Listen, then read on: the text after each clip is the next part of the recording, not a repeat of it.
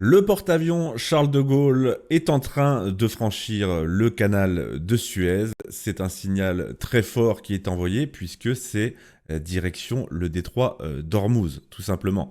Il montre là sa capacité de réaction très forte, comme il l'avait déjà fait dès le début du conflit israélo-américain contre l'Iran. Il était déployé en mer Baltique, il était arrivé à une vitesse éclair en Méditerranée orientale pour protéger ses intérêts dans la région, ses ressortissants, Chypre, sa base aux Émirats Arabes Unis.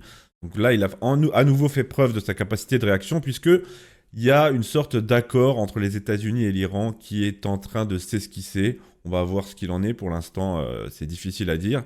Mais c'est dans ce cadre-là que le Charles de Gaulle se dirigerait vers le détroit d'Ormuz pour assurer la sécurisation de ce détroit qui, je le rappelle, par lequel transite un cinquième du pétrole mondial. Donc là, pour le coup, ce serait pour les intérêts mondiaux et par voie de conséquence les intérêts français. Mais voilà, un signal fort, la France toujours aussi réactive.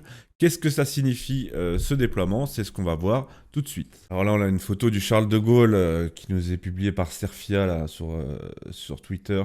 Mais je suis pas du tout sûr que ce soit dans la région. Là, ce serait plutôt Gibraltar, je dirais, je sais pas. Mais j'ai, pour commencer, des petites images à vous montrer, voilà, publiées par Serfia, des petites images, voilà, avec on voit les rafales, on voit clairement là, c'est les rives du canal de Suez, les rafales. Ça, c'est un Hawkey, si je dis pas de bêtises, un avion de surveillance. Qu'est-ce qu'on a d'autre? Voilà, l'escorte, bien sûr, avec les frégates. Je trouve ça assez impressionnant, la taille des bâtiments par rapport à l'étroitesse du détroit et même quand on voit le Charles de Gaulle, là encore, les frégates qui passent sous le pont. Mais regardez la taille rien que par rapport au camion. Et voilà une image prise. On voit le Charles de Gaulle au loin. Alors, je peux pas zoomer parce que c'est sur X. On a des images. Est-ce que je peux mettre en plein écran? Oui. Voilà. Donc il n'y a pas de son, c'est normal. Mais on a aussi des images vidéo. Donc voilà comment manœuvre le Charles de Gaulle au sein de ce canal de Suez plutôt étroit.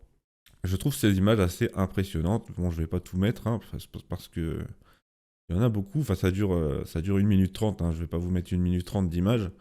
Mais là, on voit très bien le Charles de Gaulle qui navigue avec son escorte, avec ses remorqueurs, au sein du canal de Suez. Alors, pour commencer, une petite vidéo explicative.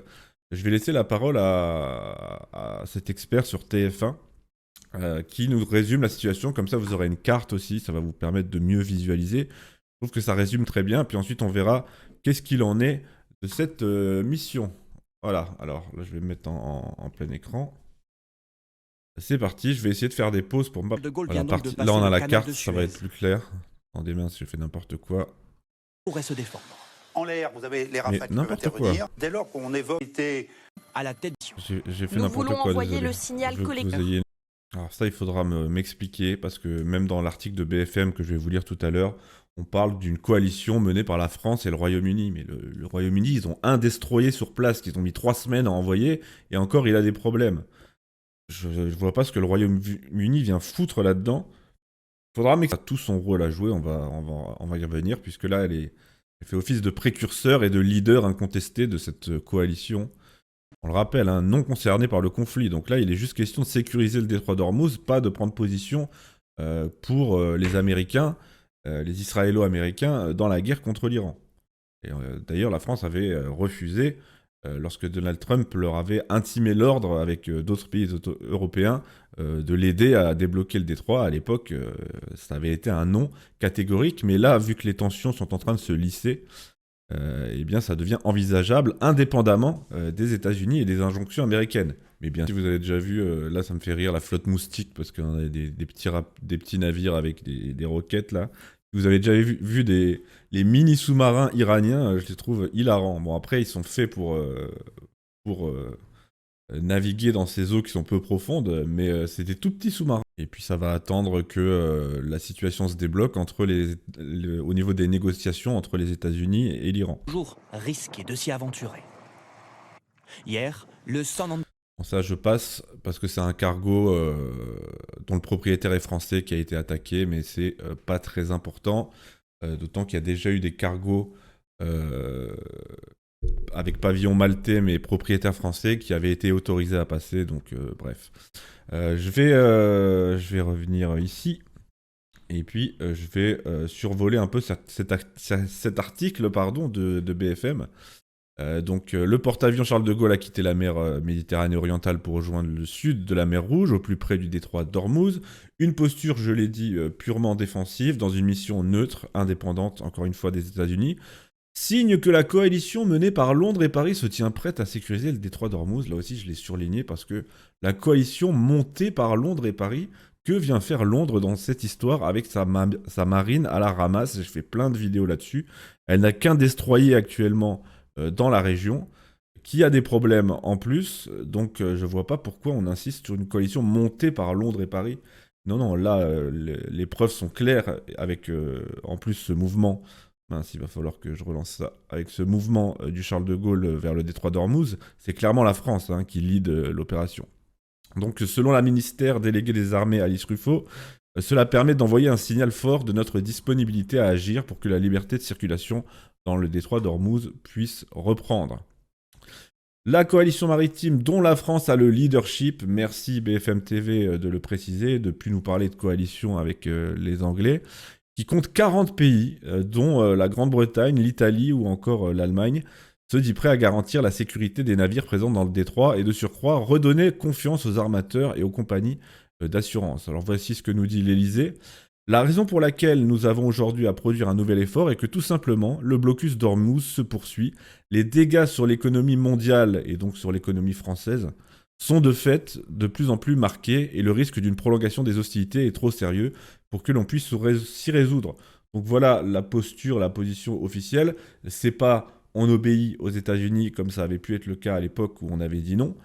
C'est on va essayer de limiter les dégâts sur l'économie mondiale et par voie de conséquence sur notre économie aussi. Donc la France, si elle va dans le détroit d'Ormuz, c'est pour défendre ses intérêts. Je trouve que c'est assez intéressant et c'est à bien distinguer d'une France caniche qui viendrait sur ordre, sur claquement de doigts des Américains. Alors, revenons au Charles de Gaulle. À proximité du Golfe, il sera en mesure d'évaluer l'environnement opérationnel régional, notamment grâce à ses radars et ses avions de renseignement, et ainsi anticiper le déclenchement de la mission multinationale. Donc il va venir poser vraiment les bases de la mission à venir. C'est lui qui sera le premier sur place et qui va installer le terrain. Cette décision réduit les délais de mise en œuvre dès que les circonstances le permettront et elle permet d'offrir des options supplémentaires de sortie de crise pour renforcer la sécurité de la région. Moi, je trouve que le Rafale est une très belle option supplémentaire pour une sortie de crise. Ça, c'est personnel. Jusqu'à présent, donc, le Charles de Gaulle était en Méditerranée orientale, au large de la Crète et aussi au large de Chypre, où il se trouvait depuis le 3 mars pour défendre les intérêts français. Là aussi, je vais pas revenir là-dessus. Défendre Chypre, membre de l'Union européenne, les ressortissants français au Liban, par exemple, les Émirats arabes unis dont on a des accords de défense, avec qui on a des accords de défense, et une base à Abu Dhabi. Voilà, c'était encore une fois là pour défendre ses intérêts propres. Cette opération de sécurisation ne pourra cependant être déclenchée qu'une fois que les hostilités auront cessé. Donc là, il va falloir attendre sur l'accord potentiel entre Trump et l'Iran. Pour l'instant, la mission s'affiche neutre et bien distincte des belligérants, comme je vous l'ai dit. Ne nous sommes pas belligérants, nous voulons isoler la question du détroit d'Ormuz, le temps de voir si un accord mettant durablement fin au conflit pourra être finalisé. Voilà, je vais terminer par...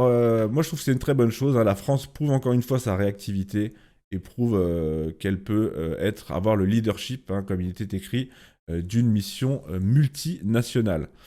Je vais terminer par cette analyse qui va dans mon sens d'André Valigny, c'est sur CNews, ça, je sais pas. Non, sur Europe 1, pardon. Hop, je vais vous mettre ça. Non, je vais pas mettre en plein écran parce que ça va pas le faire. Je laisse la parole à André Valigny, vous allez voir, c'est très rapide, très pertinent. Le porte-avions, c'est une énorme affaire. Je parle sous le contrôle de l'ancien ministre Charles Millon. Il y a beaucoup de bateaux autour, il y a aussi des avions. Moi, je pense que la France, jusqu'à maintenant, a tenu le rôle qui devait être le sien. Voilà, la France a tenu le rôle qui devait être le sien, et là, je trouve franchement, ça fait plaisir à voir. La France ne s'est pas laissée embarquer dans une guerre américano-israélienne. La France a été réactive, a déployé sa puissance navale pour défendre ses intérêts.